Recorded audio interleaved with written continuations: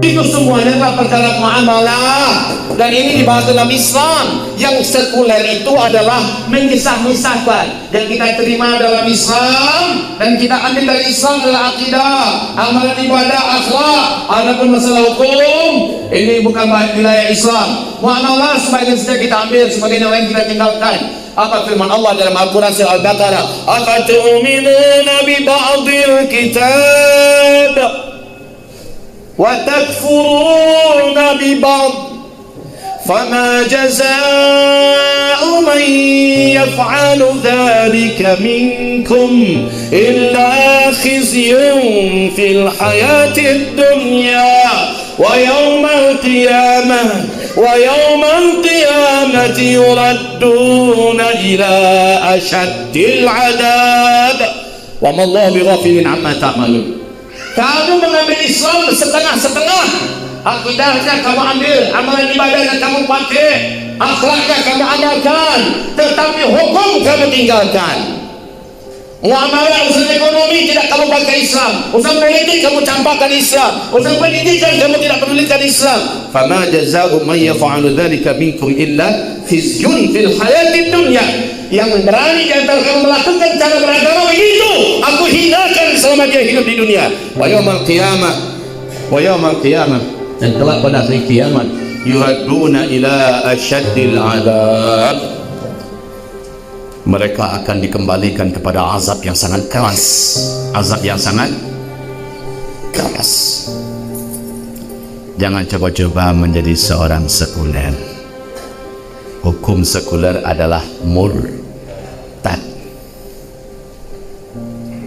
Alhamdulillah saya nggak nyebutkan nama ya, selamat saya. Tapi Bapak Ibu karena udah cerdas, saya yakin langsung paham nih, langsung nunjuk nih. Nih siapa? Padahal tujuan kita ngaji bukan untuk nyenterin orang ya Pak ya. Tujuan kita ngaji untuk melihat diri. Ada nggak di saya ya? Ada nggak? Karena harusnya begitu Pak. Saya pernah ngaji Pak tentang ciri-ciri orang munafik dalam Al-Quran. Dalam hadis ada 32 ciri-ciri orang munafik. Sampai di ciri yang ke-27, kawan ini kena tampar langsung dari pengajian kita.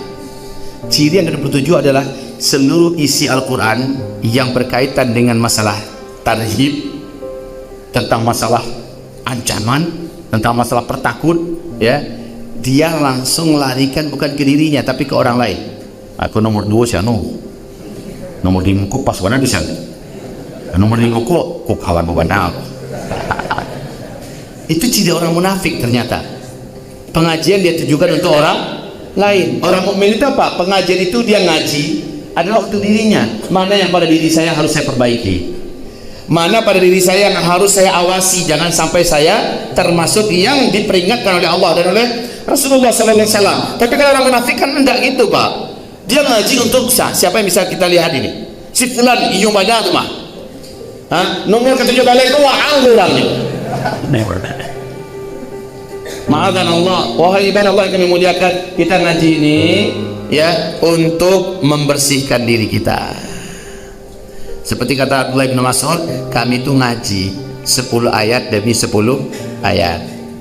Kalau 10 ayat sudah diuraikan, kami takkan tambah lagi ke 10 ayat berikutnya sampai seluruh kami sudah mengamalkan 10 ayat yang kemarin kami kaji. Gitu Pak, orang tujuannya ngaji adalah untuk diamalkan. Kalau kita sekarang adalah pengen tahu, rajin-rajin ngaji. Al-Quran itu pada Al-Quran 30 juz itu redaksi Allah itu berbeda-beda, isinya tetap sama, tapi dengan adanya perbedaan-perbedaan redaksi itu menyebabkan terbangun, tersentak kita oleh ayat ini, terbangun kita oleh ayat yang ini, ya, tersadar kita oleh keterangan yang ini. Ngaji itu wahai Bapak Ibu, walaupun tema yang dibaca itu saja, maka tetap saja kita membutuhkannya dan terus bermajelis demi mengingat-ingatkan kita. Sedang Pak, saya juga gini tuh.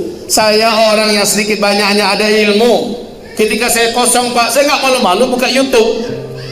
Saya dengarkan sambil perjalanan menuju ke lokasi, saya dengarkan YouTube, saya dengarkan ceramah. Di rumah juga ada YouTube yang bisa saya dengarkan daripada saya nunggu-nunggu kawan yang janjian datang mau rapat, saya dengarkan YouTube. Saya nggak malu-malu. Ustaz yang dengar siapa? Yang Ustaz di Indonesia ini. Wah, ini Allah yang kami muliakan. Bahkan ketika ada waktu kosong, saya bangga, saya bahagia, saya bisa menjadi salah satu di antara bapak ibu. Saya duduk. Kadang-kadang Ustaz itu nggak tahu kalau saya ada di sini. Saya dengarkan Pak. Kenapa sekali lagi saya katakan saya butuh kejutan, saya butuh penyemangat, saya butuh ada teguran. Selama ini saya ngasih ceramah. Nah, orang-orang munafik salah satu ciri khas mereka itu kayak itu saja yang disampaikannya. Hah? Cuma redaksinya beda, cara mengemasnya beda, cara menyampaikannya beda. Ma'adzanallah. Kita kembali Pak, ini masalah pembahasan tentang tuntunan keluarga akhir zaman. Akhir zaman itu kan hanya sebagai sebuah tambahan saja saya rasa itu. Ya, mentang-mentang Ustaznya yang cara mau akhir zaman, semuanya dikaitkan akhir zaman. Obat akhir zaman. Sebenarnya adalah obat Islam. Obat dalam Islam, tidak. Pengobatan Islam akhir zaman. Kalian diundang adalah Ustaz. Ada juga Pak, musik akhir zaman. Ya, kepundung tuh. Ada pula pacaran akhir Islami akhir zaman. Ada ngasih judul begitu, pacaran Islami akhir zaman. Saya diundang, saya kaget dikasih judul itu. Saya katakan, mana panitianya? Saya Pak, kenapa kamu kasih judulnya pacaran Islami akhir zaman? Ya Ustadz, terlanjur Ustadz ini sudah dikembang luaskan semacamnya. Oke lah, saya maafkan kamu, tapi jangan buat judul yang aneh-aneh ya. Dalam ceramah saya katakan yang pacaran yang benar itu adalah setelah nikah. Itu dia, kasmaran, mabuk, rindu dengan suami, dengan istri, itu baru benar Pak. Baik, ibarat Allah yang kami muliakan. Nah, ini obat akhir zaman.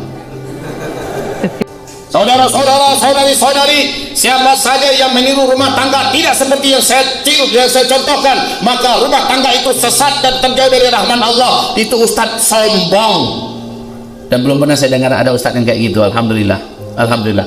Selalu Ustadz mengarahkan tiru Rasulullah, tiru Rasulullah. Kita juga demikian Pak. Kalau bapak ibu ingin sukses dalam menyelamatkan rumah tangga dan keluarga di akhir zaman, syaratnya cuma satu, tiru kesuksesan Rasulullah dan kesuksesan para sahabat di dalam menuntun, membina dan membawa keluarga mereka di awal zaman dulu. Maka di akhir zaman itulah solusinya. Inna hadhil ummah la tasluh illa bima salaha bihi awwaluha. Umat ini tidak akan pernah menjadi baik, tidak akan pernah menjadi benar, tidak akan pernah menjadi selamat kecuali bila mereka meniru generasi awal Islam dulu. Udah itu aja kuncinya Pak. Kuncinya cuma di situ. Sampai sini Bapak Ibu sudah bisa paham? Sudah bisa paham? Maka kesimpulan kita adalah laqad kana lakum fi rasulillah.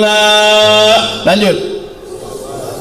Uswatun hasanah liman kana yarjullaha wal yawmal akhir wa dzakarallaha katsira.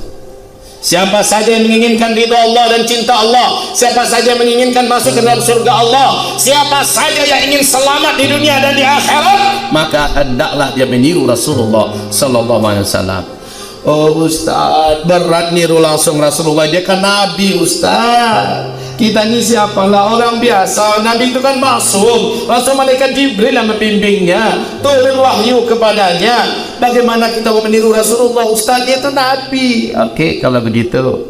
Oke, kalau begitu. Saya terima keluhan Bapak Ibu, tetapi sahabat-sahabat Nabi itu Nabi enggak? Ayo jawab Bapak Ibu. Sahabat-sahabat Nabi itu Nabi tidak? Kalau begitu, mereka dipuji tidak oleh Allah ya? Di surat apa dipuji oleh Allah? Surat Ali Imran ayat tadi sudah saya bacakan ya, ayat 110, kuntum khairu ummah, kamulah umat terbaik, kan begitu. Kemudian di surat Taubah ayat 100 Allah perintahkan kita sampai hari kiamat tiru para sahabat. Jadi karena Rasul kita katakan dia Rasul, nah mungkin kita meniru beliau, ayo kita tiru orang yang berhasil meniru beliau. Ada gitu aja Pak, tunggu lagi. Tirulah orang yang sudah berhasil meniru Nabi Muhammad SAW. Jadi Pak, maaf kalau begitu, lihat lagi papan tulis. Para sahabat itu bilang niru dari mana?